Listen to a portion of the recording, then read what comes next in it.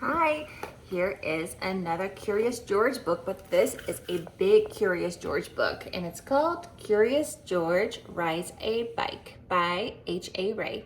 I think it's kind of a long book, so tonight's story is going to be a big one. All right, here we go. This is George. He lived with his friend, the man with the yellow hat. He was a good little monkey and always very curious. This morning, George was curious the moment he woke up because he knew it was a special day. At breakfast, George's friend said, "Today we are going to celebrate because just 3 years ago this day, I brought you home with me from the jungle. So tonight I'll take you to the animal show. But first, I have a surprise for you."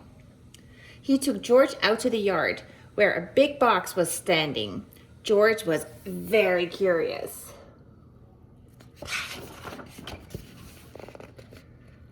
Out of the box came a bicycle. George was delighted. That's what he had always wanted. He knew how to ride a bicycle, but he had never had one of his own. "I must go now," said the man, "but I'll be back in time for the show. Be careful with your new bike and keep close to the house while I am gone." "Bye," says George. George could ride very well. He could even do all sorts of tricks. Monkeys are good at that. For instance, he could ride his way this way with both hands off the handlebar. And he could ride this way like a cowboy on a horse.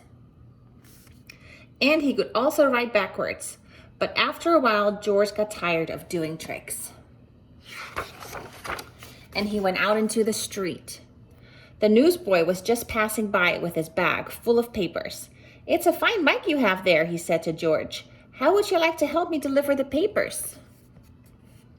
He handed George the bag and told him to do one side of the street first and turn back and do the other side.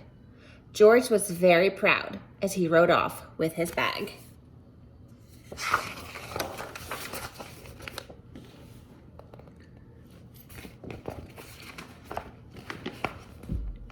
He started to deliver the papers on one side of the street as he had been told. When he came to the last house, he saw a little river in the distance. George was curious. He wanted to know what the river was like. So instead of turning back to deliver the rest of the papers, he just went on. See, there's the little river. There was a lot to see at the river. A man was fishing from the bridge.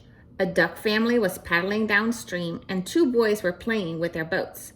George would have liked to stop and look at the boats, but he was afraid the boys might find out that he had not delivered all the papers. So he rode on. While riding along, George kept thinking of boats all the time. It would be such fun to have a boat, but how could he get one? He thought, and then he had an idea. He got off his bicycle, took a newspaper out of the bag, and began to fold it. First, he folded down to corners like this. Then he folded both edges up, brought the ends together, and flattened it sideways.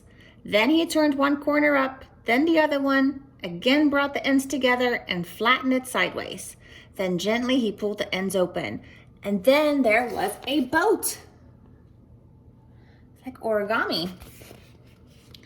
Now the moment had come to launch the boat. Would it float? It did. So George decided to make some more boats. Finally, he had used up all the papers and had made so many boats that he could not count them. A whole fleet of them. Whoa!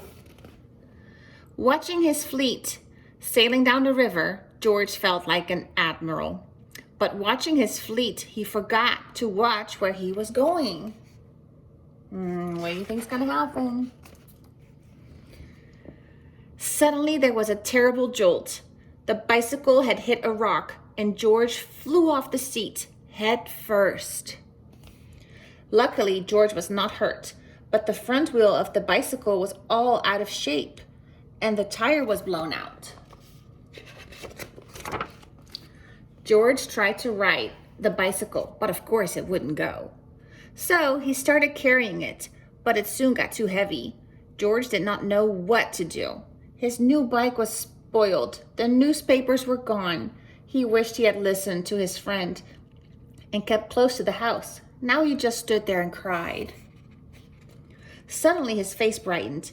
Why, he had forgotten that he could ride on one wheel. He tried it and it worked. He had hardly started out again when he saw something. He saw something he had never seen before. Rolling toward him came an enormous tractor with huge trailers behind it. Looking out of the trailers were all sorts of animals. To George, it looked like a zoo on wheels. The tractor stopped, and two men jumped out. "Well, well," said one of the men. "A little monkey who can ride a bike, Bronco fashion.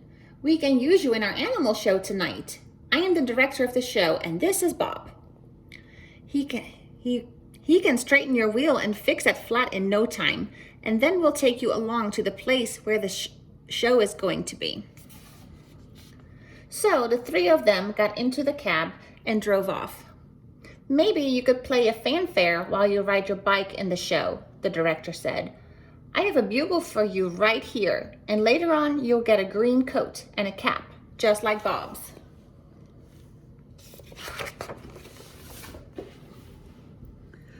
On the show grounds, everybody was busy getting things ready for the show. "I must do some work now," said the director. "Meanwhile, you may have a look around and get acquainted with all the animals. But you must not feed them, especially the ostrich, because he will eat anything and might get very sick afterwards." George was curious. Would the ostrich really eat anything? He wouldn't eat a bugle, or would he? George went a little closer to the cage, and before he knew it, the ostrich had snatched the bugle and tried to swallow it. But a bugle is hard to swallow, even for an ostrich. It got stuck in his throat. Funny sounds came out of the bugle as the ostrich was struggling with it, all blue in the face. George was frightened.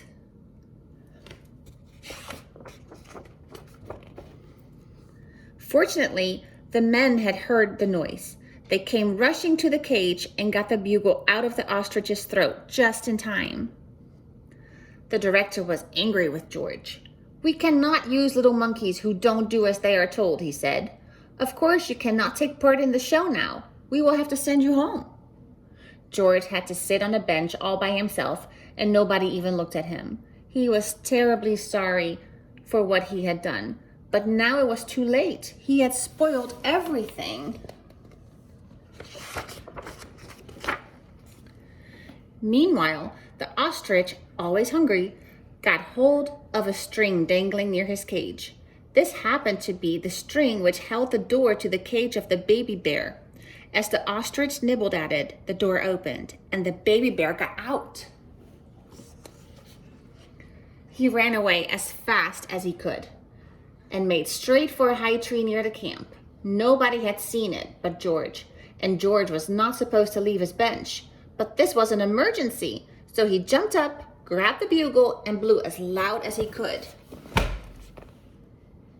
Then he rushed to his bicycle. The men had heard the alarm and thought at first that George had been naughty again. But when they saw the empty cage and the ostrich nibbling at the string, they knew what had happened. Oh, look, Ruby came to listen to the story too. Ruby, say hi. George raced toward the tree, far ahead of the men. By now, the bear had climbed quite high. And this was dangerous because little bears can climb up a tree easily, but coming down is much harder. They may fall and get hurt. The men were worried. They did not know how to get him down safely, but George had a plan. With the bag over his shoulder, he went up the tree as fast as only a monkey can. And when he reached the baby bear, He put him in his bag and carefully let him down so that the men could safely catch him. Everybody cheered when George had come down from the tree. "You are a brave little monkey," said the director. "You saved the baby bear's life. Now you'll get your coat back, and of course you may ride your bike and play the bugle in the show." Finally, the show was on. The whole town had come to see it, and how surprised they were to discover George on his bike, right in the middle of it. The newsboy was there too, and also the man with the yellow hat. There's George. The man with the yellow hat had been looking for George everywhere and was happy to have found him at last. The newsboy was glad to have his bag again, and the people from the other side of the street whose papers George had made into boats were not angry with him anymore. When the time had come for George to say goodbye, the director let him keep the coat and the cap and the bugle. And then George and his friend got into the car and went home. Good night, George. That was a very adventurous day that he had. All right, hope you like this book. Bye. Mwah.